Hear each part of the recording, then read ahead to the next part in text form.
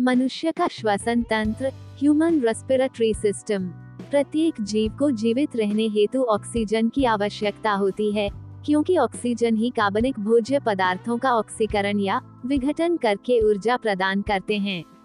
भोज्य पदार्थों के ऑक्सीकरण की यही प्रक्रिया श्वसन रेस्पिरेशन। दूसरे शब्दों में यह कहा जा सकता है कि जीवों में संपन्न होने वाली वह ऑक्सीकरण क्रिया, जिसमें ऑक्सीजन की उपस्थिति या अनुपस्थिति में जटिल भोज्य पदार्थों का सामान्य शरीर तापमान पर विभिन्न एंजाइमों के नियंत्रण में क्रमिक अप है, जिसके फलस्वरूप सरल भोज्य पदार्थ CO2 अथवा जल एवं CO2 का निर्माण होता है तथा ऊर्जा मुक्त होती है, श्वसन कहते हैं। ऑक्सीजन के अंतर्ग्रहण का कार्य श्वसन तंत्र रेस्पिरेटरी सिस्टम करता है। श्वसन तंत्र के द्वारा शरीर की प्रत्येक कोशिका ऑक्सीजन की संपूर्ति प्राप्त करती है, साथ ही साथ ऑक्सीकरण उत्पादनों से मुक्त हो जाती है। श्वसन की संपूर्ण प्रक्रिया को निम्नलिखित भागों में विभाजित किया जा सकता है। नंबर 1, बाह्य श्वसन। नंबर 2, गैसों का परिवहन। नंबर 3, आंतरिक श्वसन। बाह्य श्वसन, एक्सटर्नल रेस्पिरेशन, प्राणी और वातावरण के बीच श्वसन गैसों O2 एवं CO2 के आदान प्रदान, अर्थात ऑक्सीजन का शरीर में आना और कार्बन डाइऑक्साइड का शरीर से बाहर जाना बाह्य श्वसन कहलाता है। चूंकि इस प्रकार की श्वसन क्रिया फुफ्फुसों लंग्स में ही संपन्न होती है, इसलिए इसे फुफ्फुस श्वसन या पल्मोनरी रेस्पिरेशन भी कहते हैं। चूंकि इसमें ऑक्सीजन का रुधिर में मिलना तथा CO2 का शरीर से बाहर निकलना सम्मिलित होता है, अतः इसे गैसीय विनिमय भी कहते हैं। स्तनधारियों में बाह्य श्वसन 2 पदों में होता है, श्वासोच्छ्वास भी गैसों का विनिमय। एक श्वासोच्छ्वास, स्तनधारी में एक जोड़े लचीले स्पंजी फेफड़े होते हैं जो वक्ष गुहा में स्थित एक जोड़ा फुफ्फुस आवरणी गुहाओं के भीतर सुरक्षित बंद रहते हैं। फेफड़ों में निश्चित दर से वायु भरी तथा निकाली जाती है, जिसे सांस लेना या श्वासोच्छ्वास कहते हैं। श्वास लेने की प्रक्रिया 2 भागों में संपन्न होती है। ये हैं निश्वसन, इंस्पिरेशन, जब वायु वातावरण से शरीर के भीतर श्वासोच्छ्वास अंगों में प्रवेश करती है, तब उस अवस्था को निश्वसन कहते हैं।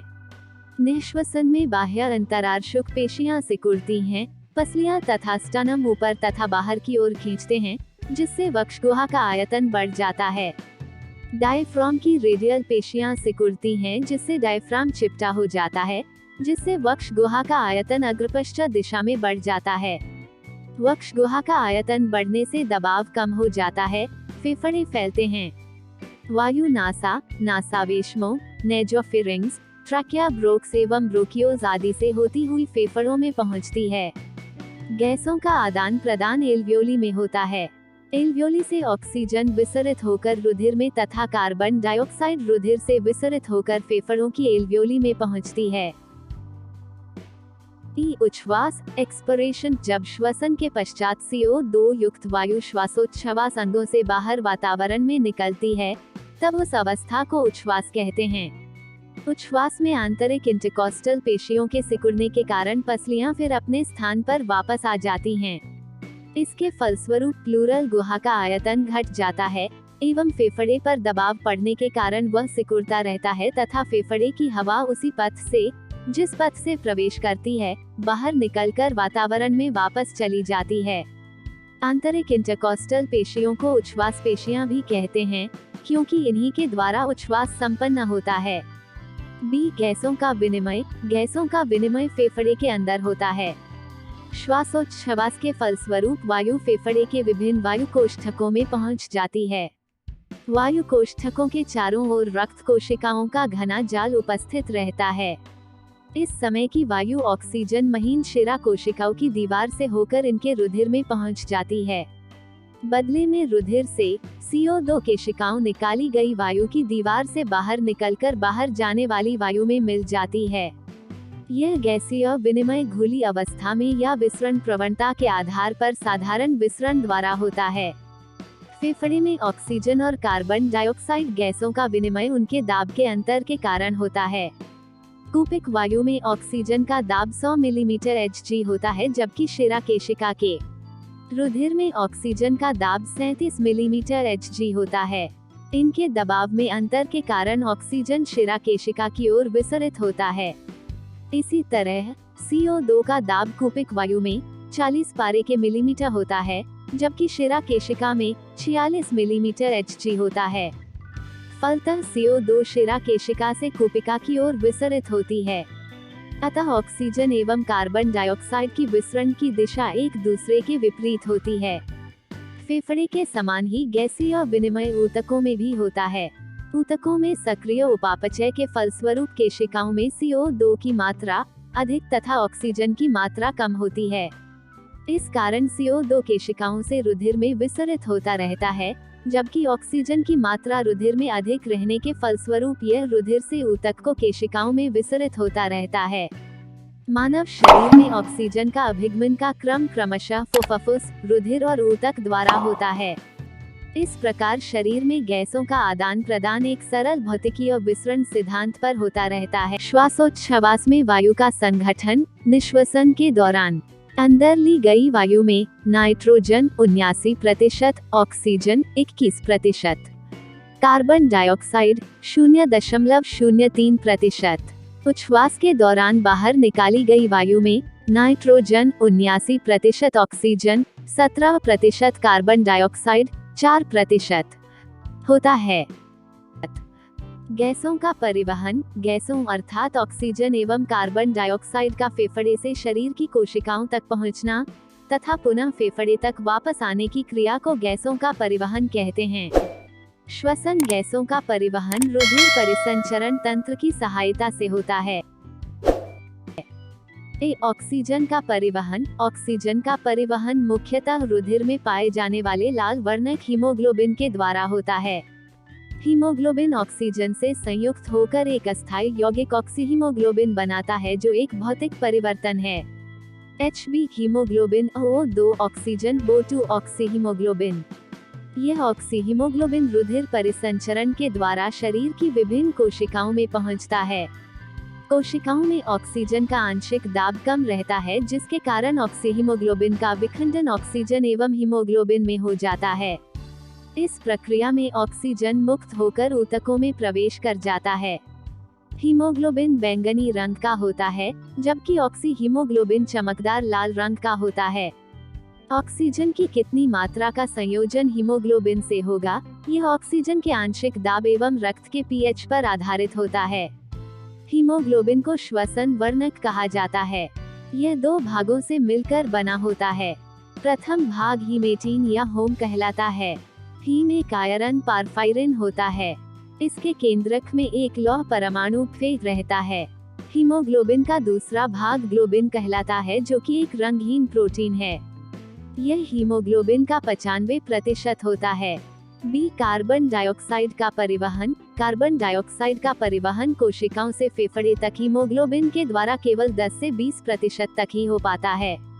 अतः CO2 का परिवहन रुधिर परिसंचरण द्वारा अन्य प्रकार से भी होता है, जो निम्नलिखित हैं। प्लाज्मा में घुलकर कार्बन डाइऑक्साइड रुधिर प्लाज्मा में घुलकर कार्बोनिक अम्ल बनाती है। कार्बोनिक अम्ल के रूप में CO2 का लगभग 7% परिवहन होता है। CO2 जोड़ H2O, H2CO3 कार्बोनिक अम्ल। बाइकार्बोनेट्स के रूप में कार्बन डाइऑक्साइड के अधिकांश भाग लगभग 70% का परिवहन होता है। यह रुधिर के पोटेशियम तथा प्लाज्मा के सोडियम से मिलकर क्रमशः पोटेशियम बाइकार्बोनेट एवं सोडियम बाइकार्बोनेट बनाता है। RBC में बाइकार्बोनेट का निर्माण। CO2 जोड़ H2O carbonic anhydrase, H2CO3 carbonic अम्ल, H2CO3H जोड़ HCO3 बाइकार्बोनेट। CO2 जोड़ H2O जोड़ 2NaHCO3 सोडियम बाइकार्बोनेट। कार्बोमिनो यौगिकों के रूप में कार्बन डाइऑक्साइड हीमोग्लोबिन के अमीनो NH2 समूह से संयोग कर कार्बोक्सी हीमोग्लोबिन तथा प्लाज्मा प्रोटीन से संयोग कर कार्बोमिनो हीमोग्लोबिन बनाता है। इस प्रकार यह लगभग 30% CO2 का परिवहन करता है। CO2 जोड़ H2ONHCOOH कार्बोमिनो यौगिक।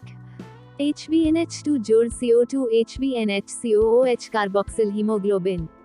मनुष्य में सांस लेने की दर 12-15 बार प्रति मिनट होती है। सामान्य श्वसन के दौरान लगभग 1500 मिलीलीटर वायु फेफड़े में हर समय भरी रहती है। इसे फेफड़े की कायात्मक अवशेष सामर्थ्य कहते हैं। आंतरिक श्वसन शरीर के अंदर रुधिर एवं ऊतक द्रव्य के बीच होने वाले गैसीय विनिमय को आंतरिक श्वसन कहते हैं। फेफड़े में होने वाले गैसीय विनिमय को बाह्य श्वसन कहते हैं। चूंकि आंतरिक श्वसन कोशिका के अंदर होता है, अतः इसे कोशिकीय श्वसन भी कहते हैं। आंतरिक श्वसन या कोशिकीय श्वसन में निम्नलिखित प्रक्रियाएं सम्मिलित होती हैं। ऑक्सीहीमोग्लोबिन का विघटन। रक्त परिसंचरण के परिणामस्वरूप ऑक्सीहीमोग्लोबिन कोशिकाओं में पहुंचता है, जहां पर ऑक्सीजन का दाब कम होता है, अतः ऑक्सीहीमोग्लोबिन का ऑक्सीजन में विघटन हो जाता है।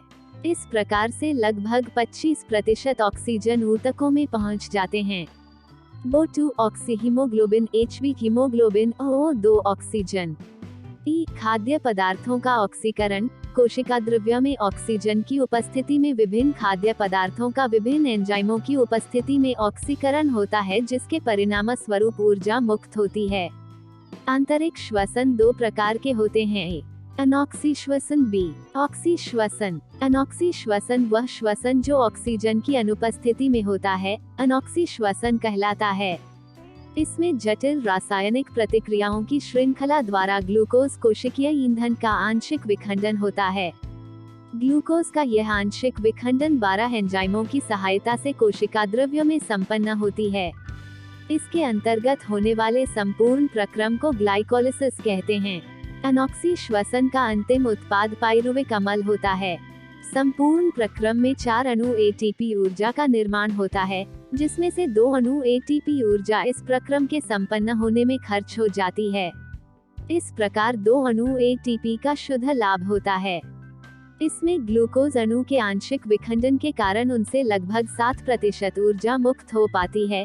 शेष ऊर्जा पाइरुविक अम्ल के बंधनों में ही संचित रह जाती है। यह बची हुई ऊर्जा आणविक ऑक्सीजन की उपस्थिति में पाइरुविक अम्ल के पूर्ण विखंडन के फलस्वरूप मुक्त होती है। यदि पाइरुविक अम्ल को स्थायी रूप से आणविक ऑक्सीजन बिल्कुल उपलब्ध नहीं हो पाती, तब यह चरण स्थायी हो जाता है और पाइरुविक अम्ल लैक्टिक अम्ल या एथिल अल्कोहल में परिवर्तित हो जाता है। उदाहरण स्वरूप पौधों, मांसल फलों, जीवाणुओं एवं फफूंदों में पाइरुविक अम्ल का परिवर्तन एथिल अल्कोहल में हो जाता है और CO2 मुक्त होती है। C6H12O6 glucose 2C2H5OH ethyl alcohol जोड़ 2CO2 जोड़ 210 किलो जूल। जंतुओं में पेशियों में आणविक ऑक्सीजन की स्थिति में पाइरुविक अम्ल का परिवर्तन लैक्टिक अम्ल में हो जाता है।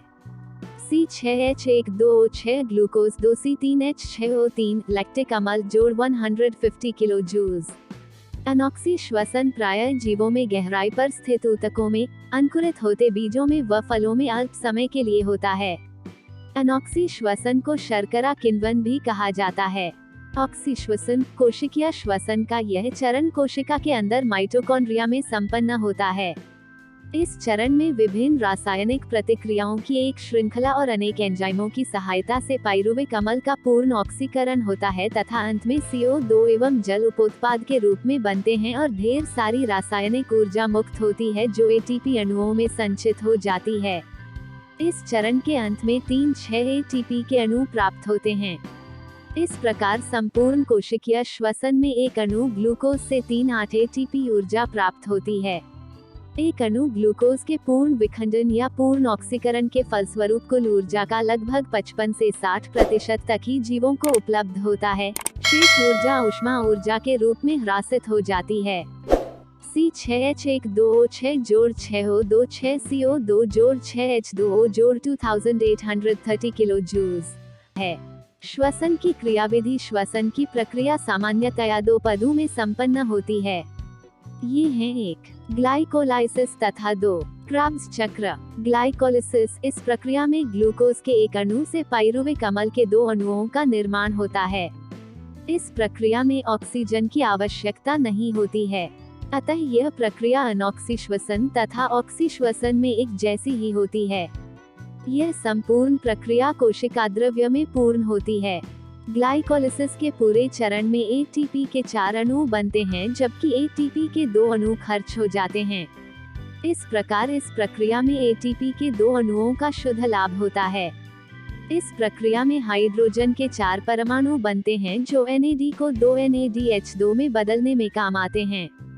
ग्लाइकोलिसिस की खोज जर्मनी के 3 जीव वैज्ञानिकों एम्बरिन मेहॉफ एव पार्सन ने की थी, इस कारण इसे EMP पाथवे भी कहते हैं। क्राब्स चक्र, इस प्रक्रिया की खोज 1937 में ब्रिटिश वैज्ञानिक हेंस क्राब्स ने की थी। क्राब्स चक्र की संपूर्ण अभिक्रियाएं यूकेरियोटिक जीवों में माइटोकॉन्ड्रिया में तथा प्रोकैरियोटिक जीवों में कोशिका कला पर होती है। इसमें ग्लाइकोलिसिस से प्राप्त पाइरुविक अम्ल के दोनों अणुओं का ऑक्सीजन की उपस्थिति में पूर्ण ऑक्सीकरण होता है। मनुष्य का श्वसन तंत्र कई अंगों से मिलकर बना होता है। इन अंगों में सबसे महत्वपूर्ण अंग फेफड़ा या फुफ्फुस होता है, जहां पर गैसों का विनिमय होता है। इस कारण इसे फुफ्फुसीय श्वसन भी कहा जाता है। मनुष्य के श्वसन तंत्र के अंतर्गत वे सभी अंग आते हैं, जिनसे होकर वायु का आदान प्रदान होता है। मनुष्य में नासिका छिद्र, स्वरयंत्र, श्वासनली तथा फेफड़ा मिलकर श्वसन अंग कहलाते हैं। वीडियो पसंद आई हो तो वीडियो को लाइक, शेयर एंड सब्सक्राइब करें।